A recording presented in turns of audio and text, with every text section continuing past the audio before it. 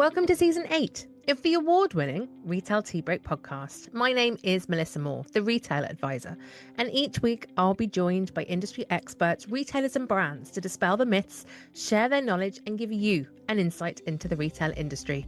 Listen back to previous seasons on your favourite podcast platform, and while you're there, please do hit that follow button so you get to listen first every week. Watch us over on YouTube and subscribe to the Retail Advisor because you've no idea how useful it is to ensure that I can keep bringing you the content that you love. And remember, sharing is caring in the retail industry. Share an episode across any of your platforms with your network. And if you're on social media, tag me, Melissa Moore, and the Retail Tea Break podcast. In the meantime, grab that cup of tea, sit back and listen in to Season 8 of the Retail Tea Break podcast. A huge thank you before you go to our sponsor, International Retail Magazine. You'll find a link to the latest copy in the show notes. Each issue of International Retail is jam-packed with strategies that you can use immediately from the brightest minds in retail, just for you. With the latest news and trends that are impacting your retail business, articles from retail leaders in the field, Q&As with global retail moguls, training tips for your frontline sales associates, and attention-grabbing cover stories from brands and CEOs that you know and love. Head over to irg-retail.com and subscribe today to your free copy of the latest issue of International Retail Magazine. Today, I'm joined by an industry veteran who's brought measurable value to companies operating in publishing, advertising, and the technology space. Having held various C-level and leadership roles, he's successfully worked and turned around over 100 e-commerce and digital businesses. Today's guest achieved a 24 times increase in monthly traffic at retailwire.com, propelling it from 50,000 to 1.2 million visitors and transformed its market presence. Dominick Miserandino, CEO of retail tech media Nexus, welcome to the Retail Tea Break podcast. Thank you so much for having me. Oh my goodness. So to be really clear to you, because normally my introductions are longer and they're fabulous, I didn't want to do that today because your background is unbelievable that I kind of need you to tell the story. So in the age-old tradition of the Retail Tea Break podcast, supposedly I'm meant to say in the time it takes to boil a kettle, which is about 2 minutes, but for you, we might make it like 20. No, I'll be quick. Tell us a bit more about you and I suppose your incredible background in the industry. No, thank you. I started on the media side of retail. I say there's like the little magic mirror, and I was on the B2C side of retail.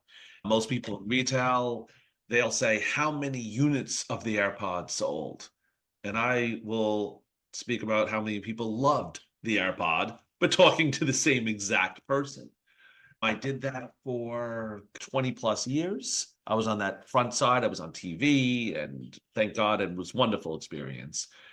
And then when I took over Retail Wire, I also at the same time was starting more board roles, more of that leadership side of things. And it was really a wonderful transition, especially now where I'm Retail Tech Media Nexus, where it's connecting those worlds of my past of retail, tech, and media. That's why we created the company, just to be a connector between all three. That's fantastic. But you're so humble there with the way you describe. You've had an unbelievable background. But what I love and what we'll certainly dig into today is the support you're lending to others in that wide variety of kind of industry experience, which is amazing. But to kind of bring us back to those two first things there, the media and the retail, to me, just like your story there with the iPods, they're about storytelling. It's that emotional connection. How do you see those two parts of the industry overlapping today? I see that storytelling is everything. I'm thinking I was president of the press club at one point, and I was heavily involved in that world. I've been in dozens of newspapers and magazines over the years that I wrote, plus interviewed. That's the common thread. It's storytelling. See, we don't buy the AirPod because no one's listening to functionality. I don't know how many decibels or whatever it does. It's how you feel. You want this because this feels better than maybe another one. And I think we sometimes forget that that is the whole purpose. Retail is relationships, is quoted often. And it's true. And relationships are the storytelling. We sit around the metaphoric fire like the cavemen did, telling stories, and we're doing it now in a modern context. And That has been the success, and the thing I'm so thankful for is that having those opportunities makes a world of difference, just to connect with other people and tell your story and say, why should we work together? Why should we do this and this together? And I think it's so true. And you see it so well. Like we say, you look at it, your LinkedIn page, you're connected with everyone. Like there's no one in this industry that you don't know. And I see that then reciprocated with you introducing people to other people. And I suppose retail feels the same right now. Good retail, as you said, it's about buying an experience. It's about lending that experience to the person coming through the door.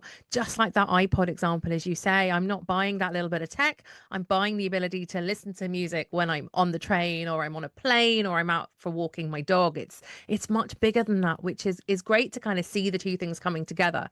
The same then, I suppose, your experience, how do you think retailers can think more like publishers? Because again, that's another arm, that's another kind of thread to what you've done.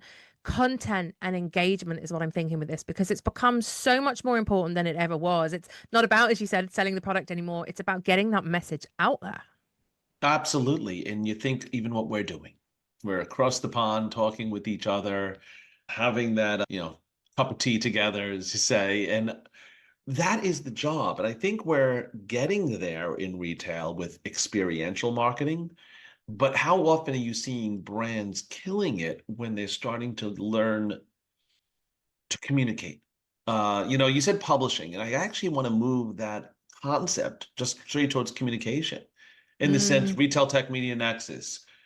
Are we publishers? Or do we do these daily videos featuring leadership? We have events, you have phone calls. The trick is to learn to communicate. And what retailers can really be effective at is simply learning to connect those dots and say, how do I connect with my consumer? It could be experiential, it could be social, it could be an email newsletter, it could be a podcast. Your goal is just to connect with that other person. And by the sounds of it, then, if that's so important, it's got to be in their language. And I see that happening the opposite at the moment. Retailers talking the way they want to, at the times they want to, in the content shape or form that they want to. That's That not is necessarily brilliant. meeting the customer's needs, though. That is, first of all, 101. I was recently at an ad tech conference and they were asking a lot about how to connect with retailers. And I described their product for them in the language of retail and then the language of ad tech. I'm lucky that I speak one or two languages, and you have a grammar of language, but the concept, the feeling that goes with language. And retailers need to think, I've done so many webinars and retail, sometimes people in this industry will speak in terms of metrics Mm. that the average person doesn't care about. They don't care about number of units. I think you said very well. I want to stick an AirPod in my ear. I want to go on the train, go on the tube and hear exactly what I want to hear, when I want to hear it, and why is this a conversation for me now? And I think that's what retailers need to think in connecting with their customers. You are communicating with those customers and what is the language there? What do they want? And why do they want it? Absolutely. And I think, as you say, that's something when the retailers and the brands are getting it right. I think it's really obvious nowadays because they're speaking the same language as their customers. When they're getting it wrong, again, they're not making money. That the connection's not there. We know how fickle customers are right now as well. So they're moving on. But on the other side of that, then, because I think a lot of copy right now, whether it's playing into websites, whether it's playing across the vast amounts of social media that's out there, what do you think the story is then with digital strategy? Because you must have seen so much change over the last few years with your aspect of kind of retail and looking in at the industry. What do you think retailers are getting wrong? I don't want to start to get really negative, but there is a lot that's not quite right out there right now. So, retail strategy when it comes to the digital aspects, where are you at? What are you seeing? The storytelling is critical. Communicating with the consumer is critical. At times, I feel, I don't even want to isolate just retail. I want to isolate business. Mm. Sometimes we're forgetting that. We're getting lost within the noise and the madness of what is the ultimate goal. So I've mentored and worked on over 100 plus e-commerce companies, and I'm very proud and I had that chance. And I remember there was one conversation for an hour. He's telling me every acronym in the world. And I was like, dude, what do you sell? So painful. Yeah. Just what do you sell? Why do they buy it? What the hell is the end of the day, that connection? And I think sometimes that messaging gets lost. Do you know what I'm saying? Completely. The fundamentals of retail there, as you said, what is the solution you're providing to that customer's problem? And if they can't tell you that in a nutshell, there ain't no digital strategy that's going to solve that problem. I was teaching a class during the week and it just kind of reminded me of that. Then I said, you need to listen. And they looked at me like I was mad. I was like, no, really listen. You actually have to, as you said, sit in the lobby, see what's going on, watch what's going on, talk to the people. And that's to me traditional retail values is actually we are being customer centric. We are putting the customer at the heart. We're not just saying it because it's a buzz phrase for this year, but actually it kind of brings a more serious kind of topic to mind, loyalty, because it's gone out the window after COVID. It is so hard to do building that brand loyalty, building that connection with the customer. Where do you sit on where we are right now? Do you think like AI is going to help? Do you think we should be running away from it? Or do you think, like I kind of said, that actually you need to just go back to basics, start at the fundamentals Well, first of and move all, up it's from always there? going back to those basics. Let's start Yeah. right away. For those basics, yes, AI can be a wonderful prosthetic to the human, I say. It's an extension. But I'm always thinking to myself, we've had moments continually in history. Early 2000s, we were getting really good at email, and then everyone Mm. spams. Okay, it was good at with email, and then we went overboard. Telemarketers at one point would just blast every phone with every this. And then when we could send out SMSs and texts like there was no tomorrow, we had that. Human nature is we have these amazing tools and then we use them to the point of ridiculous. So going back to the basics is acknowledgement of that tool and saying, how can I use this? And when you're saying loyalty, I think that's where people are becoming more cautious because there's a fake element Mm. at times. And if you have a store that has no identity, and John Doe has another online store that has no identity, and there's no connection, there's no human, there's no loyalty. One breeds the other at that point, you know? It's sad, isn't it, that we've kind of got to this stage. But I love the way you describe that, and I'd never thought about that. That we've overloaded ourselves and our systems and our potential customers by bombarding them with this messaging, as you said, whether it's online, whether it's via text, whether it's even the digital stuff that they're seeing. It's very heavy, and it isn't human connection.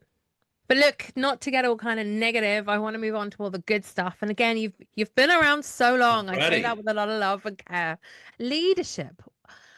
What's the best, I suppose, piece of advice you were given over the years, or you think you've given from a leadership perspective? Because again, I think that's something, and I spoke to Steve Dennis recently on the podcast about retail leadership. It's needed more than ever right now, because as we've described, it's quite volatile out there. What's the advice you would give? You know, whenever it comes to any leadership question, to me, the answer is the first piece is just to be open to growth and failure. You know, you have to be open to the fact of telling your team it's not going for perfect. It's going for let's do our best. Let's try. And then perfection comes when people know you're there. Any, I suppose, advice then for new, and I certainly work with the new up and coming leaders, the leaders of tomorrow, as I like to call them. Any advice for them as they kind of start on their journeys, or things that I suppose you want to spread the good stuff, the advice you want to give them now as they enter the leadership roles or they enter the bigger realms of retail. Listen, it's you're listening to everyone as much the customers, your team, your right hand. You have to listen. You know, I think when you lead, you always want to be that person who says, I know which way to go. I know the direction. And I 100% made that mistake more times in my life than I want to count. I have confidence. I know what to do. I can get us there. And I think it's the more you get open to failure, the more you get open to saying, I just need to learn, and having a growth mindset with learning. I think it's there. Being a leader is not necessarily, in my opinion, having to have all the answers, but having to be open to find all the answers. And there's a big difference between having the answers versus open to find all the answers.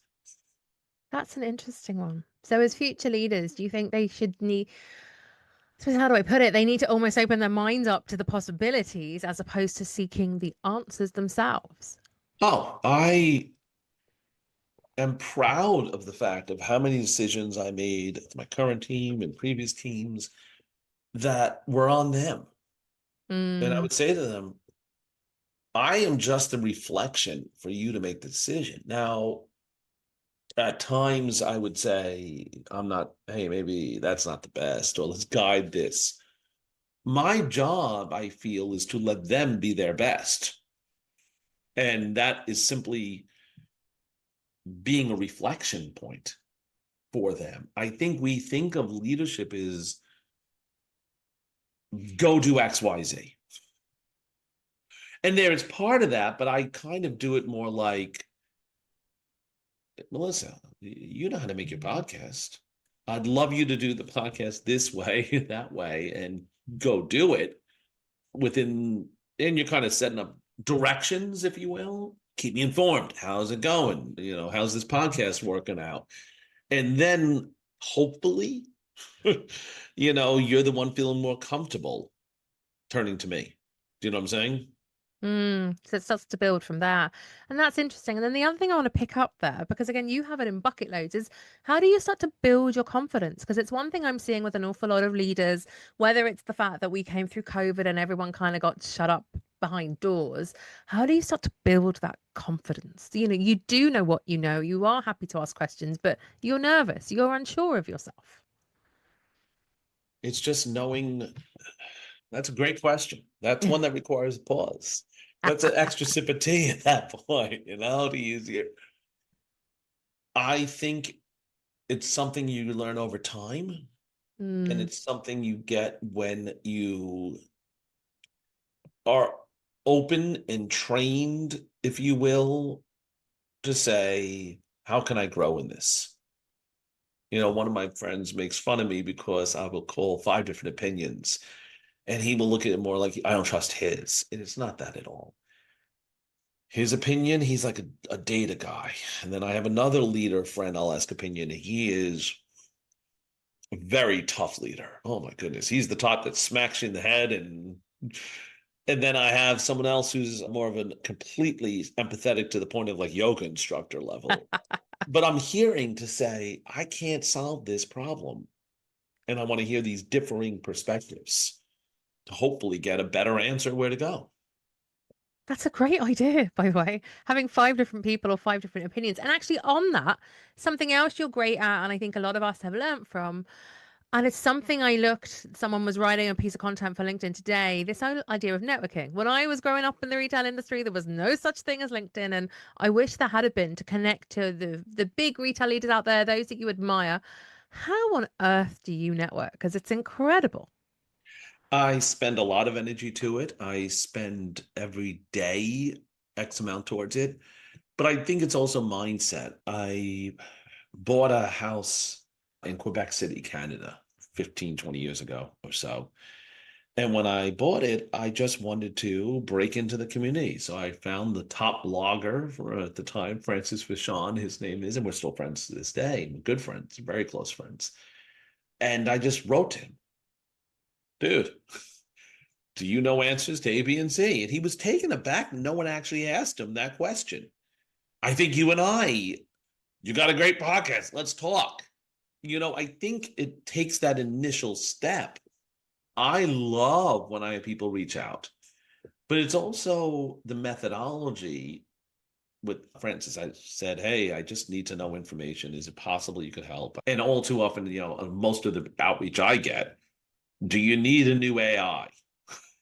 Like, do you need a new web developer? Do you need a new SEO guy? Do you need a Bitcoin today? So that's the wrong way to do it. Yeah, for Yeah, sure. and you need to just say, I like what you're doing with this. Can you help me with that? Or like, can we talk about this? I'm impressed by this. One of the best outreach I had, and I hired the guy. I said, I'm never going to buy your damn product, but you have the best outreach I had. He would research and he would be like, Melissa, in episode 16 of your podcast, you said A, B, and C, and I love you this and I love you that. And that's amazing. You know what I'm saying? You need to just be genuine. That's it. Just be as genuine as you humanly can. And as much as you can, I should say. Absolutely. And do you know what? That really brings us full circle because it brings us back to that emotional connection that we spoke about having with the customer. And it does sound like, because networking is so important in this industry, and I don't think it's spoken about enough. But actually, that's a great way of doing it. So be warned, I'd say your LinkedIn inbox will be flooded after I this, would but no love to be harm. flooded. I welcome it. I invite it. You have to have that mindset. Like, let's just be open. You know what I'm saying? I love it. I really do. So, look, last question, because we could definitely talk all day, and we normally do. What's next? What's coming up next? In my life in general, Well, anything with the life, with Retail Tech Media Nexus. Retail Tech Media Nexus, we're doing tons of conferences coming up, attending, as well as working on more events. And really, you heard this whole mindset, and now that you took it full circle, I realize that's the whole what's coming next with the company is we connect people.